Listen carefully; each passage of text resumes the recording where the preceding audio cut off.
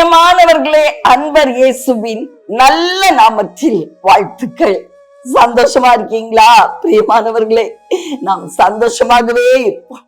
ஒவ்வொரு மாதமும் புதிய மாதத்திலே ஒரு புதிய வார்த்தையை கொடுத்து அவருடைய கிருபையை நாம் காணும்படி செய்கிறார் நம்முடைய கர்த்தர். ஆதலால் இந்த மாதத்திலும் உங்களுக்கு அழகான ஒரு வார்த்தையை கொடுத்து அதன்படியே செய்ய இருக்கிறாராம். மீகா தீர்க்கதரிசியின் புத்தகம் 7வது அதிகாரம் 15வது வசனம்.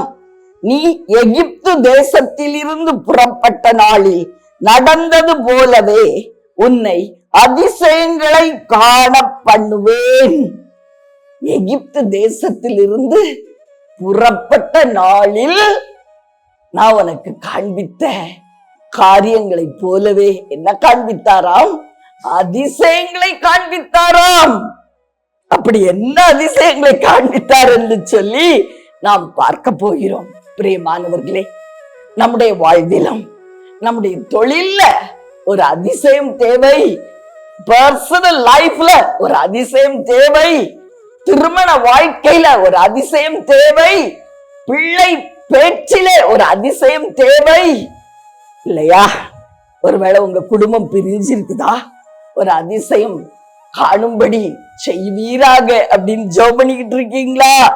கர்த்தருடைய ஆவியானவர் இந்த மாதத்திலே உன்னை அதிசயங்களை காணும்படி செய்வேன் என்று வாக்கு கொடுக்கிறார். உங்க தொழில தடையா இருக்குதா? பிரியமானவர்களே, உங்களை அதிசயங்களை காணும்படி செய்வேன் என்று சொல்லுகிறார். அடுத்து என்ன செய்ய அப்படின்னு வழி தெரியாம நிக்கீங்களா? உங்களை அதிசயங்களை காணும்படி செய்வேன் என்று சொல்லுகிறார். பகலில் மேகஸ்தம்பமாகவும் இரவில் அக்னி ஸ்தம்பமாகவும் நான் உனக்கு வழிகாட்டுவேன்னு சொல்றாருங்க. மாத்திரமல்ல, உங்க எதிராளி சதா உங்களை பின்தொடர்ந்து வர்றாங்களா? நீங்க பயந்து ஒருவேளை நம்ம மூழ்கி போவோமோ, அழிந்து போவோமோ அப்படின்னு தீயிலோடு வாழ்ந்து கொண்டிருக்கீங்களா? உங்களை அதிசயங்களை காண பண்ணுவேன் என்று கர்த்தருடைய ஆவியானவர் பேசிக் கொண்டிருக்கிறார். கர்த்தருடைய ஜனங்கள், இஸ்ரவேல் ஜனங்கள் 430 வருடம் எகிப்துல அடிமையா இருக்கிறாங்க. பிரியமானவர்களே, ஆபிரகாமுக்கு வாக்களித்தபடியே தேவாதி தேவன் அவங்கள அந்த எகிப்து தேசத்தில் இருந்து வெளியே கொண்டு வருகிறார். அதற்கு பிறகு அநேக அதிசயங்களை காணும்படி அவர் வனாந்தரத்திலே அவர்களை நடத்தினாராம். நடத்தி எங்க கொண்டு போனாரு? கானான் என்கிற பாலும் தேனும் ஓடுகிற நல்ல தேசத்துக்கு கொண்டு போய் சேர்த்தார் என்று நாம் எல்லோரும் அறிந்திருக்கிறோம் இல்லையா? முதலாவது என்ன அதிசயத்தை காணும்படி செய்தார்? எகிப்தில் இருந்து, அடிமை தனத்தில் இருந்து நாங்கள் தப்பித்தோம் அப்படின்னு சொல்லி சந்தோஷமாய் வெளியேறிய இஸ்ரவேலருக்கு ஒரு அதிர்ச்சி காத்திருந்தது. செங்கடலுக்கு முன்னாடி அவங்க திகைப்போடு நிற்க நேரிட்டது. பின்னாடி பார்த்தா வனாந்தரம், எங்கு பார்த்தாலும் வனாந்தரம். பிரியமானவர்களே, முன்னாடியோ ஒரு பெரிய சமுத்திரம், சின்ன ஏதோ ஒரு ஆறு இல்ல, ஒரு பெரிய சமுத்திரம். அவங்களுடைய மனநிலை எப்படி இருந்திருக்கும்? எப்படி இருந்திருக்கும்? இவ்வளோ பெரிய தடை, இதை தாண்டி எப்படி தேவன் எங்களை கானானுக்கு அழைத்து செல்லுவார்? சமுத்திரமே தடையா நிக்குதே. பிரியமானவர்களே, சமுத்திரம் போல ஒரு தடை உங்களுக்கும் இருக்குதா? இதை எப்படி நான் தாண்டுவேன் அப்படின்னு சொல்லி நீங்க ஆச்சரியத்தோடு, வேதனையோடு, திகிலோடு வாழ்ந்துட்டு இருக்கீங்களா? உங்களை பார்த்துதான் தேவாதி தேவன் சொல்லுகிறார், உன்னை அதிசயங்களை காண பண்ணுவேன். அந்த செங்கடலுக்கு முன்னாடி இஸ்ரவேலருக்கு அவர் என்ன செய்தாராம் பாருங்க. யாத்ராகமம் 14ஆம் அதிகாரம் 21வது வசனம். மோசே தன் கையை சமுத்திரத்தின் மேல் நீட்டினான். அப்பொழுது கர்த்தர் முழுவதும் பலத்த கீழ்காற்றினால் சமுத்திரம் ஒதுங்கும்படி செய்து அதை வறண்டு போக பண்ணினார். ஜலம் பிளந்து பிரிந்து போயிற்று. 22வது வசனம் சொல்லுகிறது, இஸ்ரவேல் புத்திரர் சமுத்திரத்தின் நடுவாக வெட்டாந்தரையிலே நடந்து போனார்கள். எவ்வளவு பெரிய தடையை தாண்ட பண்ணினார். பிரியமானவர்களே, உங்க வாழ்க்கையில் சமுத்திரம் மாதிரி ஒரு தடை காணப்படுகிறதா? அது முன்னாடி நின்னுட்டு நீங்க திகைச்சு இருக்கீங்கல்ல. கர்த்தருடைய ஆவியானவர் எவ்வளோ பெரிய தடைகளையும் கூட நான் தாண்ட பண்ணுவேன், நான் உனக்கு வாக்கு கொடுத்த அந்த கானானுக்குள்ள உன்னை பிரவேசிக்க பண்ணுவேன்னு இன்னைக்கு நம்மை பார்த்து பேசி கொண்டிருக்கிறார். நான் உனக்கு வாக்கு கொடுத்த அந்த காரியம் நிறைவேறாதபடி ஏதோ ஒரு தடை காணப்படுதில்ல, அதை நீக்கி போட்டு இனி தாமதம் இல்லாதபடி அந்த வாக்கு தத்தத்தை நான் நிறைவேற்றி கொடுப்பேன் சொல்றார். பிரியமானவர்களே, நம்ம செய்ய வேண்டியதெல்லாம் அப்படியே நம்புவோம். வேற யாரையும் நம்ப வேண்டாம், மனுஷியை நம்ப வேண்டாம், மனுஷனை நம்ப வேண்டாம். கர்த்தருடைய வார்த்தையை நம்புவோம். உன்னை அதிசயங்களை காண பண்ணுவேன் என்று சொன்னவர் தடைகளை நீக்குகிறவர். அவர் முன்னாடி போறார். மேக ஸ்தம்பமாகவும் அக்னி ஸ்தம்பமாகவும் இஸ்ரவேலரை வனாந்தரத்துல வழி நடத்தின கர்த்தர் நம்மையும் கூட நம் மாதம் முழுவதும் வழி நடத்தி சரியான இடத்துல வாக்குத்தத்தம் பண்ணப்பட்ட அந்த ஆசீர்வாதத்தை சுதந்தரிக்கும்படி செய்வேன் அப்படின்னு சொல்றார். ஆதலால் அவரை நம்புவோமா பிரியமானவர்களே? அவரை நம்பினால் நம் மகிமையை காண்போம் என்று வேதவசனம் சொல்லுகிறது. நீ விசுவாசித்தால் தேவனுடைய மகிமையை காண்பாய். மார்த்தாள், நீ விசுவாசித்தால் தேவனுடைய மகிமையை காண்பாய். இரண்டாவதாக, இஸ்ரவேலர் வனாந்தரத்துல பிரயாணம் பண்ணின பொழுது அவங்க சந்தித்த ஒரு காரியம் பார்வோனின் சேனை. பார்வோனின் சேனை அவங்களை பின்தொடர்ந்து வந்தது. பிரியமானவர்களே, அவங்க பயந்து நடுங்கும்படியான அந்த காரியம் நடந்தது. இதுல அதிசயம் நடக்க முடியுமா? அவங்க பக்கத்துல நெருங்கி வந்துட்டாங்களே, தப்பித்து போறதுக்கு வழி இல்லையே அப்படின்னு திகைத்து நின்ற வேளையிலே தேவனாகிய கர்த்தர் ஒரு பெரிய அதிசயத்தை செய்து அவங்கள சந்தோஷப்படுத்தினார். என்ன அதிசயம்? பார்வோனின் சேனையும் கடலுக்குள் பிரவேசித்தது. யாரை தொடர்ந்து? இஸ்ரவேல் ஜனங்களை தொடர்ந்து பார்வோனின் சேனையும் கடலுக்குள் பிரவேசித்தார்கள். அப்பொழுது என்ன நடந்தது? யாத்ராகமம் 14:28 சிவந்த சமுத்திரத்தின் ஜலம் திரும்பி வந்து ரதங்களையும் குதிரை வீரரையும் அவர்கள் பின்னாக சமுத்திரத்தில் பிரவேசித்திருந்த பார்வோனுடைய இராணுவம் அனைத்தையும் மூடிக்கொண்டது. அவர்களில் ஒருவனாகிலும் தப்பவில்லை. இவ்வளவு பெரிய ஆண்டவர் நம்முடைய ஆண்டவர் பாருங்கள். அவர்களில் ஒருவனாகிலும் தப்பவில்லை.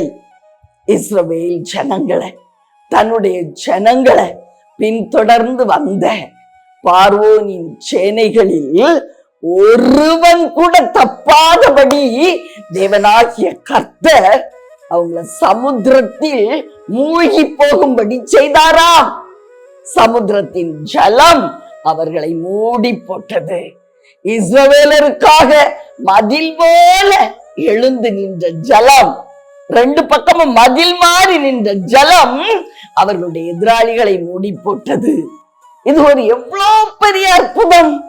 பிரியமானவர்களே, தேவனால் கூடாதது ஒன்றும் இல்லை. உங்களுடைய எதிராளிகள் சதா உங்களை பயங்காட்டிக்கிட்டு இருக்காங்களா? அல்லது உங்களை பயமுறுத்துகிற ஏதோ ஒரு காரியம் உங்களை பின்தொடர்ந்து வந்து கொண்டு இருக்கிறதா? பார்வோனின் சேனை போல பின்தொடர்கிறதா? பிரியமானவர்களே, உங்களை அதிசயங்களை காணும்படி செய்வேன் என்று கர்த்தருடைய ஆவியானவர் இன்று பேசிக் கொண்டிருக்கிறார். பிரியமானவர்களே, இஸ்ரவேல் ஜனங்கள் அடுத்து ஒரு மாபெரும் அதிசயத்தை பார்க்கறாங்க. என்ன அதிசயம், என்ன அற்புதம் அவங்களுக்கு நடந்துச்சு? வனாந்தரத்துல பிரயாணப்பட்ட இஸ்ரவேல் ஜனங்கள் மிகவும் சோர்ந்து போனாங்களாம். ஏன்? இறைச்சி உணவு இல்லை, இறைச்சி உணவு தானே நமக்கு ரொம்ப பிடிக்கும். இறைச்சி உணவு இல்ல, இந்த மன்னாங்கிற அந்த வான அப்பம் அதை சாப்பிட்டு சாப்பிட்டு எங்களுக்கு சோர்வா இருக்கு, இறைச்சி உணவு வேண்டும் என்று அடம் பிடிக்க ஆரம்பிச்சாங்க. அவங்க எப்படி கேட்டிருக்கலாம் இல்லையா அப்பா கிட்ட? மாறாக முரட்டாட்டம் பண்ணினார்கள். பிரியமானவர்களே, சங்கீதம் 78:19 வசனம் என்ன சொல்லுகிறது பாருங்கள். அவர்கள் தேவனுக்கு விரோதமாய் பேசி தேவன் வனாந்தரத்தில் போஜன பந்தியை ஆயத்தப்படுத்த கூடுமோ? இதோ அவர் கன்மலையை அடித்ததினால் தண்ணீர் புறப்பட்டு நதிகளாய் புரண்டு வந்தது. அவர் அப்பத்தையும் கொடுக்க கூடுமோ? தம்முடைய ஜனத்திற்கு மாம்சத்தையும் ஆயத்தப்படுத்துவாரோ? வனாந்தரம் இங்க எப்படி இந்த 6 லட்சம் ஜனங்களுக்கு மேலான கூட்டத்திற்கு அவர் உணவு ஆயத்தப்படுத்த முடியும்? எப்படி முடியும்? பிரியமானவர்களே, கேள்வியோடு கூட இருக்கிறாங்க, முரட்டாட்டமா பேசுறாங்க பாத்தீங்களா? அப்பாவால முடியும். ஒரு திருமண பந்திய கல்யாணம் வனாந்தரத்துல நடத்தணும்னா எவ்வளவு பெரிய கஷ்டம். தண்ணி அடிக்கணும், டேங்கா தண்ணி கொண்டு போனோம், இன்னும் எவ்வளவோ மீட் கறி எல்லாம் ஆயத்தப்படுத்தி வனாந்தரத்துக்கு கொண்டு போனோம். பிரியமானவர்களே, எங்களுக்கு விருந்து செய்யறதுக்கு இந்த வனாந்தரத்துல தேவனுக்கு கூடுமோ அப்படின்னு கேட்கிறாங்க. ஆனா என்ன நடந்தது? தேவனால் கூடும்னு அவர் நிரூபித்தார் இல்லையா? அவங்களுக்கு தெவிட்டி போகும் மட்டும் இறைச்சி உணவு கொடுத்தார். பிரியமானவர்களே, மாம்ச உணவை கொடுத்தார். தெவிட்டி போனது அவங்களுக்கு. அப்படியாய் தேவன் அபரிமிதமாய் கொடுத்தார், காடைகளை கொடுத்தார் என்று நாம் அறிந்திருக்கிறோம். பிரியமானவர்களே, சூழ்நிலை ஒருவேளை மாறுபாடா இருக்கலாம். எங்கு பார்த்தாலும் வனாந்திரம் போல அடைபட்ட கதவுகளை நம்ம பார்க்கலாம். அதற்கு மேலாய் ஒரு அற்புதம் செய்ய தேவனால் கூடும். தேவன் என்ன சொல்றாரு மோசேயை பார்த்து? மோசே, என் கை குறுகி போயிற்றோ? இன்னைக்கு உங்களையும் பார்த்து அதைத்தான் கேட்கிறார். என் கை குறுகி போயிச்சா? என் கை குறுகி போயிச்சா? இல்லவே அல்லவே, என்னால் செய்யக்கூடாத அதிசயமான காரியம் ஒன்று உண்டோ என்று கேட்கிறார். பிரியமானவர்களே, வனாந்திரம் போல உங்க வாழ்க்கை இருக்குதா? உங்களுக்கு இந்த காரியம்லாம் நடக்கிறதுக்கு வழியே தெரியலன்னு எல்லா வாசல அடைபட்ட சூழ்நிலையில காணப்படுறீங்களா? கர்த்தருடைய ஆவியானவர் உங்களுக்கு ஒரு புதிய வாசலை திறக்கிறார், ஒரு புதிய காரியத்தை செய்கிறார். வனாந்திரம் போன்ற சூழ்நிலையிலையும் சூழ்நிலைகளுக்கு மேலான ஒரு அற்புதத்தை செய்கிறார். கவலைப்படாதிருங்க, உங்களை அதிசயங்களை காண பண்ணுவேன் என்று சொல்லுகிறார். அடுத்து இறுதியாக வாக்கு கொடுத்த கானானுக்குள் இஸ்ரவேலர் பிரவேசிக்கிறார்கள் இல்லையா? அப்பொழுது தேவனாகிய கர்த்தர் யோசுவாவை பார்த்து சொல்றார். யோசுவா 5ஆம் அதிகாரம் 9வது வசனம். கர்த்தர் யோசுவாவை நோக்கி, இன்று எகிப்தின் நிந்தையை உங்கள் மேல் இராதபடிக்கு புரட்டி போட்டேன். புரட்டி போட்டேன். பாத்தீங்களா? எகிப்தின் நிந்தை. எகிப்தின் நிந்தை என்னது? எகிப்தின் நிந்தனா என்ன? அடிமைத்தனம். அது உங்க மேல இராதபடிக்கு நான் புரட்டி போட்டேன். இந்த மாதத்துல அப்படிப்பட்ட ஒரு அதிசயத்தை கூட அவர் உங்களுடைய வாழ்க்கையிலே செய்ய முடியும். உங்களுக்கு நிந்தையான ஒரு காரியம், கடன் இல்லையா, அல்லது ஏதோ ஒரு அவமானமான காரியம் உங்களை பின்தொடர்ந்து வருகிறதா? கர்த்தருடைய ஆவியானவர் சொல்லுகிறார், நான் புரட்டி போட்டேன். ரொம்ப வருஷமா உன்னை பின்தொடர்ந்து வந்த அந்த நிந்தைய, சிறுமைய, வெறுமைய, அடிமைத்தனத்துல உன்னை கட்டி போட்டிருந்த அந்த காரியத்தை நான் புரட்டி போட்டேன். நான் புரட்டி போட்டேன். அப்படிப்பட்ட ஒரு அதிசயத்தை கூட அவரால் செய்ய முடியும். இறுதியாய் கானானுக்குள் பிரவேசித்த பிறகு அவங்க சுதந்திரமா வாழ்ந்தாங்க, அடிமைத்தனம் இல்லை.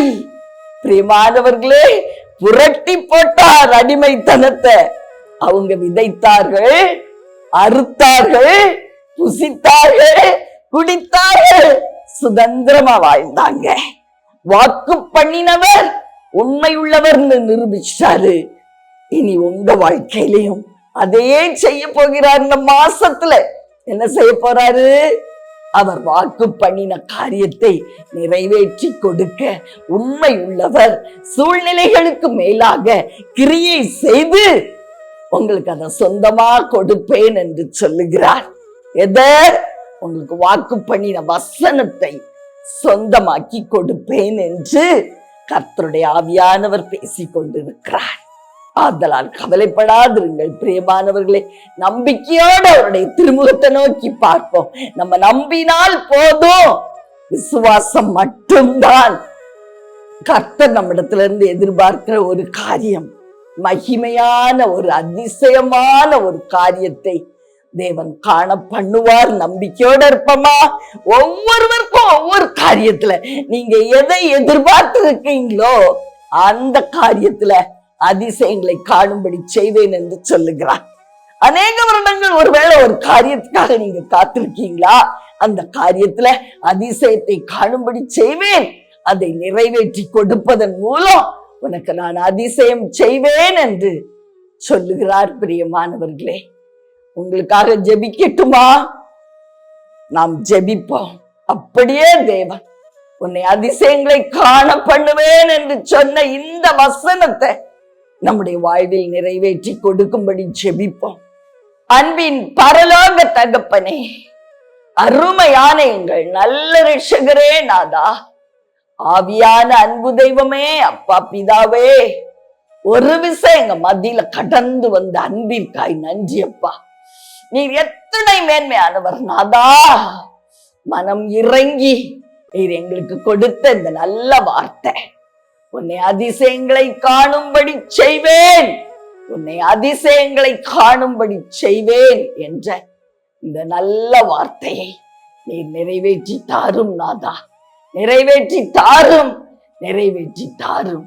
தடைகளை மீற பண்ணி, தடைகளை தாண்டி போக செய்து, எங்களுக்கு வழிகாட்டியாய் கூடவே இருந்து, எங்களுடைய எதிராளிகளிடத்துல யுத்தம் பண்ணி எங்களுக்கு ஜெயத்தை வாங்கி கொடுத்து, நீர் வாக்குத்தத்தம் பண்ணினதையும் நிறைவேற்றி கொடுக்க இந்த மாதத்தை முன் குறித்திருக்கிறீரப்பா.